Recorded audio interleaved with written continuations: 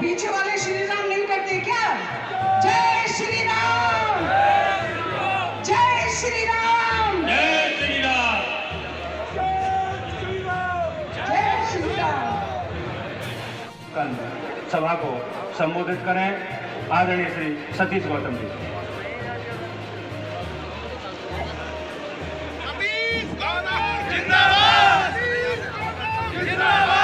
भारत माता की, भारत माता की।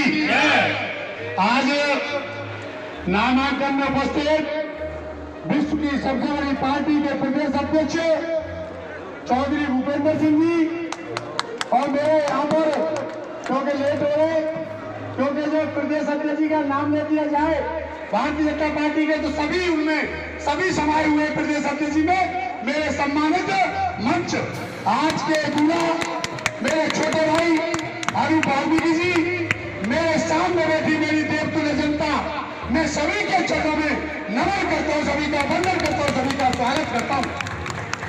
जिस तरह से आज जनसेवक ये भारतीय जनता पार्टी में दिखाई दे रहा है, बड़ा अच्छा लगा है। क्या नॉमिनेशन कराने के लिए, नामांकन कराने के बहनों से अपील करना चाहूंगा कि उत्तर प्रदेश के अंदर एक रिकॉर्ड तोड़ मतों से जीत होनी चाहिए, ऐसा मेरा आप सभी से निवेदन है।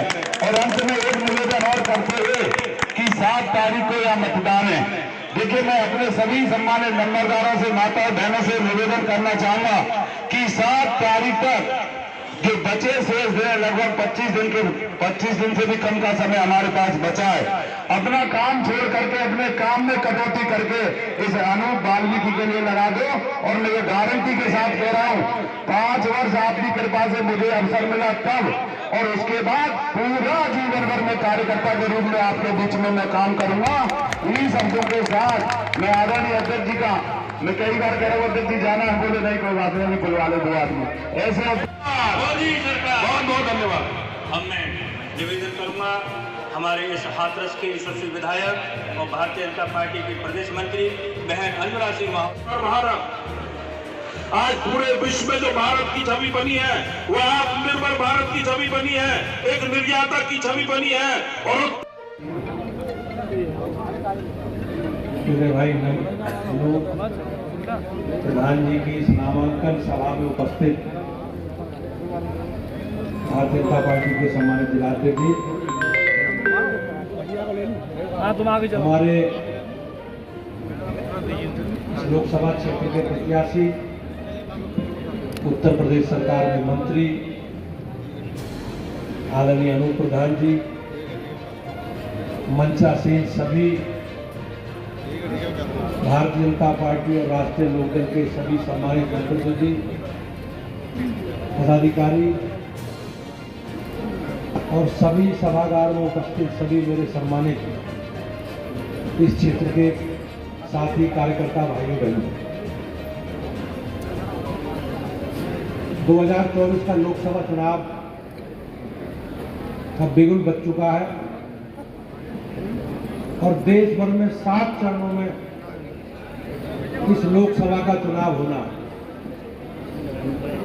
और भाइयों बहनों, उत्तर प्रदेश अपना ऐसा राज्य है जहां 7 चरणों में मतदान होना। 19 तारीख को पश्चिमी उत्तर प्रदेश की पहले चरण में 8 सीटों पर मतदान होना। दूसरे चरण में भी अपने क्षेत्र की अलीगढ़ और मथुरा सहित मेरठ मंडल की 8 सीटों पर मतदान होना। और तीसरे चरण में क्षेत्र की 10 सीटों पर मतदान होना। अपने हाथरस लोकसभा में हमें अपना सांसद चुनने के लिए 7 मई को मतदान करना। भाइयों बहनों, सब लोग जानते हैं कि आप सबके आशीर्वाद से, स्नेह से 2014 में पहली बार भारतीय जनता पार्टी को पहली बार मोदी जी के नेतृत्व में बहुमत की सरकार बनाने का अवसर आप सब लोगों ने दिया। और 2017 के विधानसभा चुनाव में और 2019 के लोकसभा चुनाव में, फिर 2022 के विधानसभा चुनाव में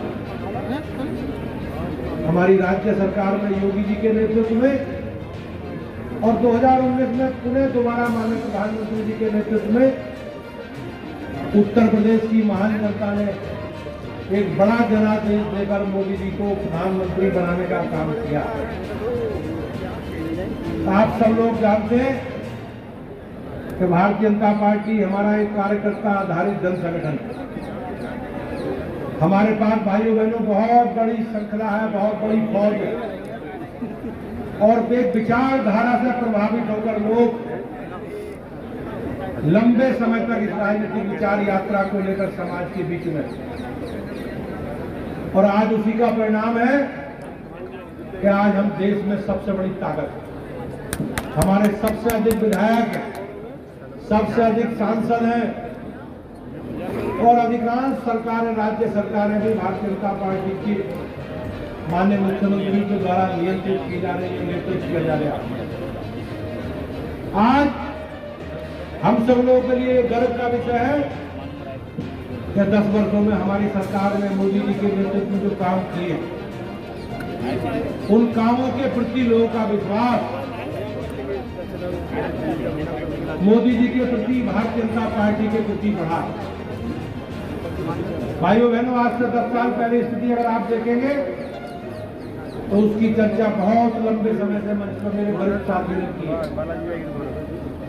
किस प्रकार की अनिश्चितता थी, लोग घोटालों में लिप्त रहते थे, जो सरकार की योजनाएं आती थी वो सब एक समूह बना हुआ था, कॉकस में भ्रष्टाचार की भेंट कर जाता। और देश की सबसे बड़ी पार्टी जिसने लंबे समय तक राज किया, उसके नेता कार्यकर्ता भ्रष्टाचार की आकंठ में डूबे। और पिछले 75-70 वर्षों में हमारी सरकार बनने से पहले इस प्रकार का भ्रष्टाचार करने वाले भ्रष्टाचारी, अराजक और बेईमान संपन्न होते चले गए और भाइयों बहनों देश की जनता गरीब होती चली गई। कांग्रेस के लोगों ने, इंदिरा गांधी ने अनेकों बार गरीबी हटाओ के नारे के साथ चुनाव लड़ा, लेकिन गरीब समाप्त हो गए, गरीबी नहीं हटी। लेकिन हमारे लिए गर्व करने की बात है कि हमारी सरकार ने 10 वर्षों में उत्तर प्रदेश सहित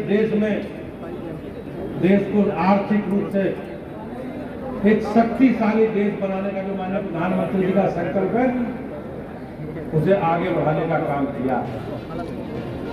2004 तक देश में 11वीं बड़ी अर्थव्यवस्था थी दुनिया की, और भाइयों बहनों 4 से 14 तक भी 11वें नंबर पर नहीं गई। लेकिन मोदी जी के नेतृत्व में सरकार आने के बाद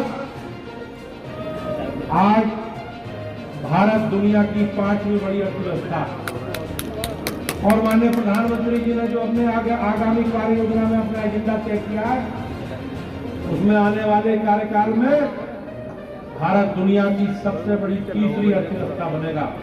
यह भाइयों बहनों हम लोगों के लिए गर्व करने वाली, चाहे देश की सुरक्षा से जुड़ा विषय हो, चाहे आंतरिक सुरक्षा से जुड़ा विषय हो, हमारी सरकार ने भाइयों बहनों सब पर प्रभावी काम किया। आज देश में अमन शांति का माहौल है। आज दुनिया भर में के देश भारत के साथ कारोबारी, व्यापारी, सुरक्षा से संबंधित सब रिश्ते कायम करना चाहते हैं, भारत के साथ मिलकर आगे बढ़ना चाहते हैं। और ये कहीं ना कहीं माननीय प्रधानमंत्री जी का जो संकल्प है, उसी का परिणाम है। भाइयों बहनों, आज उत्तर प्रदेश बदल गया। हमारी सरकार बनने से पहले इस प्रकार की अराजकता, गुंडागर्दी, बेईमानी, भ्रष्टाचार और पूरा प्रदेश दंगाइयों के हवाले थे। लेकिन सरकार बनने के बाद आज उत्तर प्रदेश की स्थिति सारे पैरामीटर पर बेहतर हुई। बीमारू राज्य कहलाने वाला उत्तर प्रदेश आज भाइयों बहनों महाराष्ट्र के बाद सबसे बड़ी अर्थव्यवस्था। और हमारी सरकार ने जो हमारा कमिटमेंट है, बिजली, पानी, सड़क, शिक्षा, स्वास्थ्य, सारे विषयों पर बहुत अच्छा काम किया। हम किसानों को बिजली उपलब्ध करा रहे हैं और निःशुल्क बिजली उपलब्ध करा रहे हैं। माननीय प्रधानमंत्री ने पीएम सोलर योजना के तहत जो योजना बनाई है उसमें आने वाले समय में हम लोग सभी परिवारों में निःशुल्क बिजली उपलब्ध कराने का काम सरकार प्रयास करेगी। आपने देखा होगा सड़कों की स्थिति है, स्वास्थ्य की स्थिति है। हमने पूरे प्रदेश भर में नए मेडिकल कॉलेज भी खोले हैं, एम्स भी खोले हैं, भाइयों बहनों नए विश्वविद्यालय भी खोले। आप क्या सोचेंगे, आज से 4 साल 5 साल पहले जब योगी जी की सरकार बनी तो उत्तर प्रदेश के 7-8 मंडल ऐसे थे जहां सरकारी विश्वविद्यालय नहीं थे। हमारी पिछली वाली सरकार ने 3 नए मंडलों में कमिश्नरी विश्वविद्यालय खोलने का काम किया। मिर्जापुर, श्रावस्ती और मुरादाबाद इस वित्तीय वर्ष में सरकार ने प्रावधान किया है नई यूनिवर्सिटी खोलने की। और पिछले कार्यकाल में माननीय प्रधानमंत्री जी के नेतृत्व में हमारी सरकार ने अलीगढ़ में राजा महेंद्र प्रताप जी के नाम से नए विश्वविद्यालय की स्थापना के काम कर रहे हैं। तो सारे विषयों पर सरकार ने काम किया। आज उत्तर प्रदेश बदलता हुआ उत्तर प्रदेश और भाइयों बहनों हमारी सरकार का, हमारी पार्टी का जो कमिटमेंट है, जिसके लिए असंख्य लोगों ने संघर्ष करते हुए हम लोग यहाँ तक पहुंचे। हमने कहा हमारी सरकार आएगी तो कश्मीर से धारा 370 हटाएंगे, हमारी सरकार आएगी तो कॉमन सिविल कोड लागू करेंगे, हमारी सरकार आएगी तो शरणार्थियों को नागरिकता देंगे, हमारी सरकार आएगी तो देश को परमाणु शक्ति संपन्न राष्ट्र बनाएंगे। और हमारी सरकार आई तो अयोध्या में भगवान श्री राम के जन्म स्थान पर मंदिर बनवाने का काम, बनाने का काम भी सरकार ने किया। हमारी सरकार विकास के साथ अपनी आस्था, परंपरा और अपनी विरासत को लेकर आगे बढ़ रही है और उसी का प्रभाव आज समाज में दिखता है।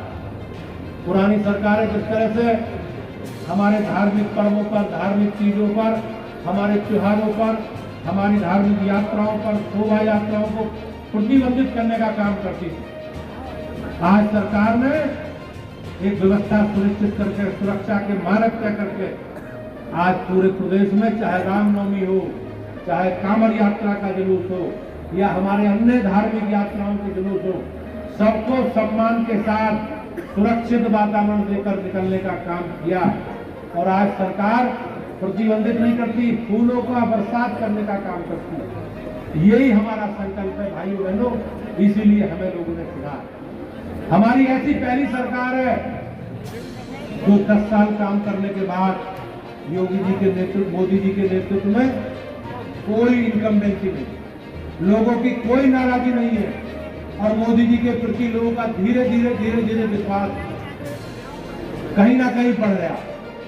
आपने देखा होगा 2014 में हमें राज्य में 42% वोट मिले, 2019 में सपा, बसपा, कांग्रेस और सारे लोग गठबंधन में चले गए, लेकिन हमें 50% से ज्यादा वोट आप सब लोगों ने देकर पुनः सरकार बनाने। और अब तो हमारे लिए सौभाग्य की बात, हमारे परिवार में मोदी जी के नेतृत्व में जो विकास यात्रा चल रही है, मोदी जी के नेतृत्व में जो भारत एक समृद्धशाली भारत, एक विकसित भारत है की कल्पना है, उसके साथ बहुत लोगों ने हमारे परिवार का हिस्सा देश में बनने का निर्णय लिया। और इस विकास यात्रा के साथ हमारे राष्ट्रीय लोकदल के माननीय अध्यक्ष जयंत चौधरी ने भी मोदी जी के साथ कंधे से कंधा मिलाकर देश के और प्रदेश की विकास यात्रा में जुड़ने का उन्होंने आह्वान किया है, उन्होंने ये निर्णय लिया है। मैं उनका भी और उनके सभी साथियों का अभिनंदन करता हूँ, उनका बहुत बहुत स्वागत करता हूँ और सबको विश्वास दिलाता हूँ कि हम सब लोग मिलकर जो मोदी जी के नेतृत्व में देश, एक बदलता हुआ देश और एक ऐसा भारत जो दुनिया का नेतृत्व करने की स्थिति में है, एक ऐसा भारत जो समृद्धशाली है, शक्तिशाली है, उस समृद्धशाली शक्तिशाली भारत के साथ जो लोग जुड़े हैं उनका सबका सम्मान करते हुए सब लोग आगे बढ़ेंगे।